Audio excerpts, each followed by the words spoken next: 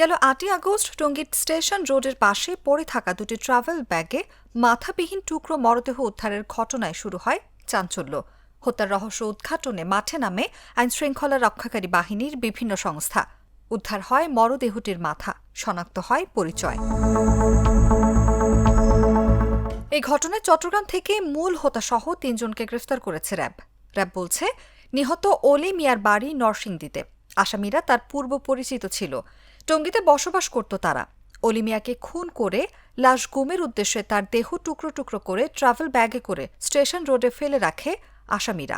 ৮ই August ২০২৫ তারিখ শুক্রবার গাজীপুরের টঙ্গী পূর্ব থানাধীন টঙ্গী টু কালীগঞ্জগামী আঞ্চলিক মহাসড়কের উপর দুটি ট্রাভেল ব্যাগ স্থানীয় লোকজন পড়ে থাকতে দেখে। পড়ে থাকা ব্যাগ থেকে দুর্গন্ধ বের হলে স্থানীয় লোকজন পুলিশকে খবর দেয়। পুলিশ ঘটনাস্থলে এসে ব্যাগ খুলে ট্রাভেল ব্যাগে পলিথিনে মোড়ানো অবস্থায় যুবকের অর্ধগলিত ও মাথাবিহীন ৮ খণ্ড বিভক্ত লাশ দেখতে পায়। পরবর্তীতে তথ্য ও প্রযুক্তির সহায়তায় নিহত ব্যক্তির নাম পরিচয় শনাক্ত করা হয়। নিহত ব্যক্তির নাম অলি মিয়া, বয়স ৩৫, পিতা মৃত সুরজ মিয়া, ঠিকানা গ্রাম করিমপুর, শুকুর আলী মাস্টারের বাড়ি, থানা নরসিংদী, সদর জেলা নরসিংদী। প্রাথমিকভাবে ধারণা করা হয় যে হত্যাকাণ্ডটি পূর্ব পরিকল্পিত এবং লাশ গুম করার উদ্দেশ্যে মাথার অংশ দুষ্কৃতিকারীরা অজ্ঞাত স্থানে লুকিয়ে রাখে।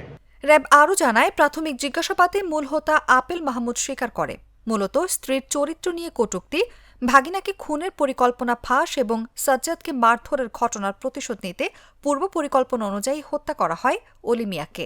হত্যার দিন অলিকে কয়েকবার রেল লাইনে ট্রেনে চাপা দেওয়ারও চেষ্টা করে তারা ব্যর্থ হয়ে ফুসলিয়ে বাসা নিয়ে হত্যা নিশ্চিত করে। টুলেস মার্ডার মামলার মূল হোতা আপেল মাহমুদ সাদেক নিহত অলি মিয়াকে হত্যার বিষয়টি স্বীকার করে। হত্যাকাণ্ডের কেন করেছে তার বর্ণনায় ভিকটিম অলি আহমেদ আসামি আপেল মাহমুদ সাদেকের স্ত্রীর চরিত্র সম্পর্কে খারাপ কথা বলায় এবং আসামি আপেল মাহমুদের ভাগিনাকে খুন করার পরিকল্পনা জানতে পারায় কার্যক্রম যথারীতি বাড়ানো হয়েছে। বিকজ টহল কার্যক্রমের পাশাপাশি আপনি যেমন যদি রাস্তায় চেকপোস্ট যেটা হয়, চেকপোস্টের রেগুলার কার্যক্রম চলমান রয়েছে এবং চলমান থাকবে।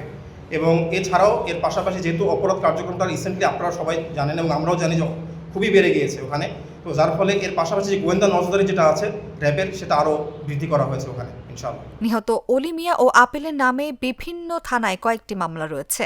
সবাই পেশায় ব্যবসায়ী বলে জানায় র্যাব। অনুভা বিশ্বাস, জাগো নিউজ।